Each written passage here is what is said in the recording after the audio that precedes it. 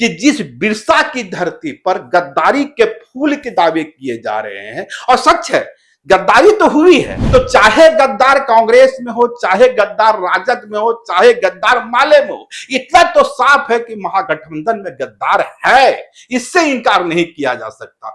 गद्दारी के फूल खिले, इससे भी इंकार नहीं किया जा सकता। लेकिन बिरसा के वंशजों ने गद्दारी नहीं की, यह बात भी साफ हो गई। और बड़ी बात, गद्दारी उन लोगों ने की जिनके पेट सदियों से भरे हुए, लेकिन खाते पीते लोगों ने गद्दारी की। गद्दारी उस जंगल से आने वाले लोगों ने नहीं की, उस पहाड़ से आने वाले लोगों ने नहीं की, वे लोगों ने नहीं की जिनकी पीढ़ियां भूख से गुजरी है, गरीबी से गुजरी है, जिनके बच्चे आज भी उसी सरकारी आवास विद्यालय में पढ़ते हैं। 2026 के राज्यसभा चुनाव में बिरसा के वंशजों ने कम से कम झारखंड को उस कलंक से बचा लिया। और कलंकित किसने किया, ये आपके जेहन में भी है, हमारे जेहन में भी है। कार जोहार, मैं हूं देवेंद्र कुमार। दोस्तों, अब तक आपके सामने राज्यसभा चुनाव की पूरी पिक्चर साफ हो गई हो। इस तरफ से आरोप लगे, उस तरफ से आरोप लगे। के राजू ने साफ साफ राजद के विधायकों पर निशाना साधा, उनकी निष्ठा पर निशाना साधा, गद्दारी की बात की, धोखाधड़ी की बात की। उस तरफ से राजद की ओर से सारा ठिकरा के राजू पर फोड़ा गया, कहा गया गद्दार कोई और नहीं, गद्दार कांग्रेस में है। और सीधे सीधे के राजू को निशाने पर लिया गया, यानी इधर भी गद्दार उधर भी गद्दार। इस खेमा के लोग उस खेमा को गद्दार कह रहे थे, उस खेमा के लोग इस खेमा को गद्दार कह रहे थे। और इसी बीच प्रणव झा कल रांची पहुंचते हैं, और प्रणव झा ने जो बयान दिया वह मर्माहत करने वाला है। प्रणव झा ने कहा कि बिरसा की धरती पर, सिद्धू कानू की धरती पर गद्दारी के फूल खिले हैं। वे अपने मन से नहीं आए थे, महागठबंधन का उम्मीदवार थे, यानी महागठबंधन का चेहरा थे, लेकिन गद्दारी की गई। झारखंड कलंकित हुआ। झारखंड पर जो दाग पहले लगा है, 2008 में लगा, 2012 में लगा, 2014 में लगा है, यह अवसर था कि उस दाग को मिटा दिया जाए। लेकिन झारखंड एक बार फिर से उसी रास्ते चला, यानी गद्दारी के रास्ते।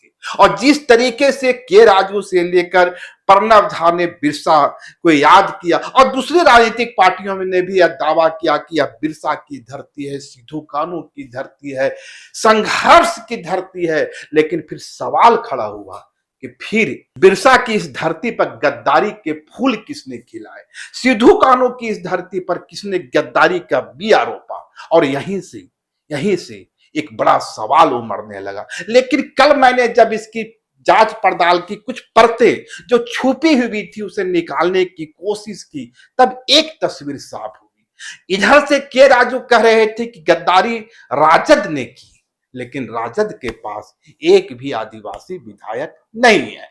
दूसरी तरफ राजद की ओर से कहा गया कि के राजू तो खुद ही हर 15 दिन में झोला भर के दिल्ली ले जाते हैं, यानी गद्दारी उस ओर से हुई।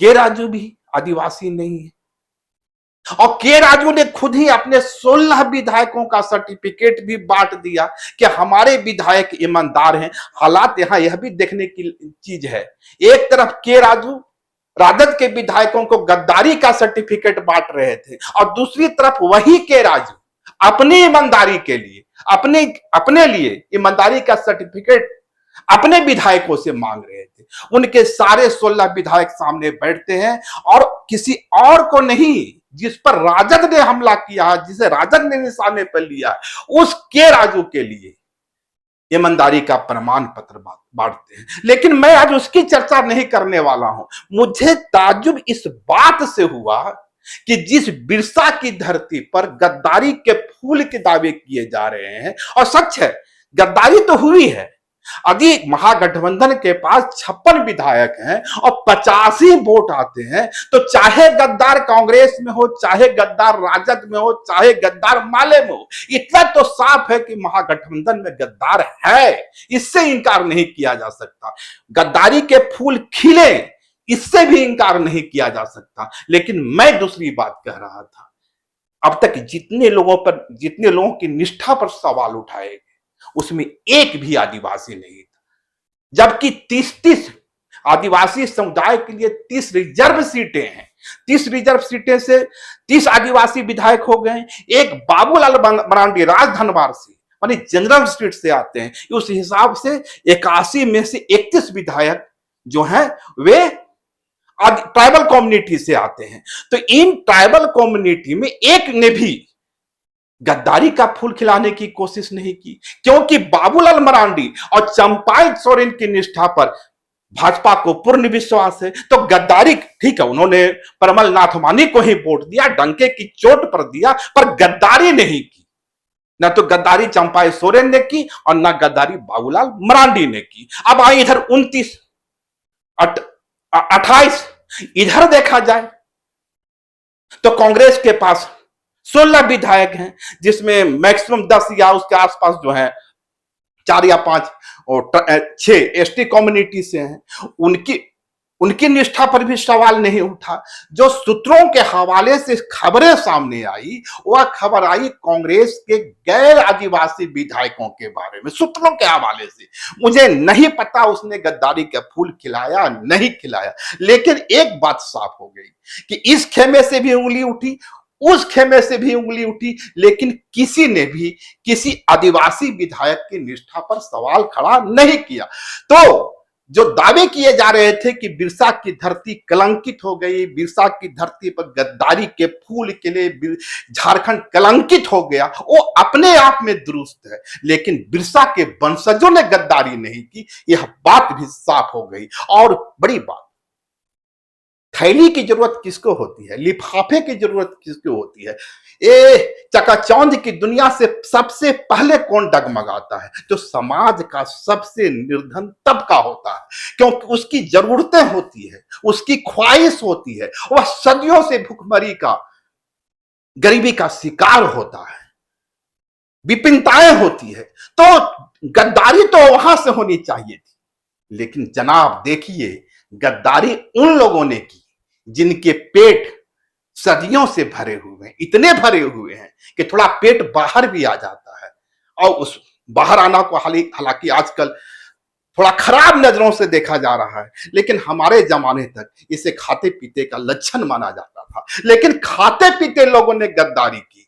गद्दारी उस जंगल से आने वाले लोगों ने नहीं की, उस पहाड़ से आने वाले लोगों ने नहीं की, वे लोगों ने नहीं की जिनकी पीढ़ियां भूख से गुजरी है, गरीबी से गुजरी है, जिनके बच्चे आज भी उसी सरकारी आवास विद्यालय में पढ़ते हैं जहां एक टाइम खिचड़ी को सरकार अपनी उपलब्धि मानती है। आज भी उनके बच्चे उसी चूमे का पानी पीते हैं जिसे इस सब समाज का नागरिक या सब समाज का गाय बैल भी नहीं पीता है। तो गद्दारी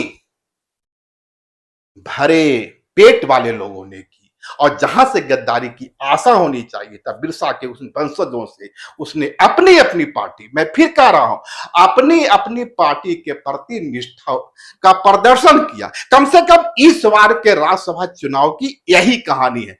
आप खोज सकते हैं, 2012 में हुआ होगा, 2008 में हुआ होगा, 2014 में हुआ होगा, और मधुकोड़ा से लेके एकोनेका तक की तमाम कहानियां आपके सामने होगी।